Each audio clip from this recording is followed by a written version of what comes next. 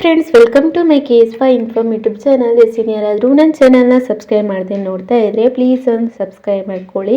ಅಕ್ಕಿನೇ ಹಾಕ್ತೇಳಿ crispy ಆಗಿರುವಂತಹ tasty ಆಗಿರುವಂತಹ ದೋಸೆ ರೆಸಿಪಿನ ನಾನು ಹೇಳ್ಕೊಡ್ತೀನಿ. ಇದಂತೂ ತೂಕ ಕಮ್ಮಿ ಮಾಡ್ಕೊಬೇಕು, ದಪ್ಪಗಿದ್ದೀನಿ ಅಂತ ಯೋಚನೆ ಮಾಡ್ತಿರ್ತಾರೆ ನೋಡಿ, ಅಂಥವ್ರಿಗೆ ಈ ರೆಸಿಪಿ, ಡಯಟಲ್ಲಿರೋರಿಗೆಲ್ಲ ತುಂಬಾ ಒಳ್ಳೆಯದು. ಈ ರೆಸಿಪಿ ನೀವು ಟ್ರೈ ಮಾಡಿ. ಬರೀ ಕಾಳುಗಳನ್ನು ಹಾಕ್ಬಿಟ್ಟು ನಾವಿಲ್ಲಿ ಮಾಡ್ತಾಯಿದ್ದೀವಿ.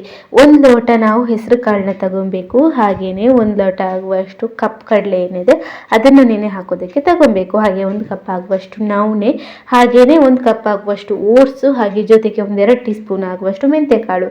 ಇದನ್ನು ನೀರು ಹಾಕಿ ಒಂದು 4 ಗಂಟೆ ನೆನೆ ಹಾಕಬೇಕು. ನೆನೆ ಹಾಕಿದ್ದಾದಮೇಲೆ ಚೆನ್ನಾಗೇನೆ ತೊಳೆದು ಇದನ್ನು ಗ್ರೈಂಡ್ ಮಾಡಿಬಿಟ್ಟು ಫರ್ಮೆಂಟೇಷನ್ ಆಗೋದಕ್ಕೆ ಒಂದು 8 ಗಂಟೆನಾದರೂ ಇಟ್ಕೊಬೇಕು. ನಾವು ಇದನ್ನು ಬೆಳಿಗ್ಗೆ ದೋಸೆ ಮಾಡ್ಕೋತೀರಿ ಅನ್ನೋದಾದರೆ ರಾತ್ರಿ ರುಬ್ಬಿಟ್ಕೊಂಡ್ರೆ ಆಯಿತು.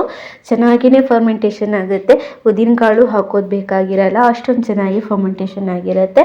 ಬೆಳಿಗ್ಗೆ ನಾವು ದೋಸೆ ಮಾಡಿಕೊಂಡು ಅದ್ರ ಮೇಲ್ಗಡೆ ಚಟ್ನಿ ಪುಡಿನೋ ಅಥವಾ ಕಾಯಿ ಚಟ್ನಿನೋ ಮಾಡ್ಕೊಂಡು ತಿಂದರೆ ಆಹಾ, ಟೇಸ್ಟ್ ಅಂತೂ ಅದ್ಭುತವಾಗಿರುತ್ತೆ.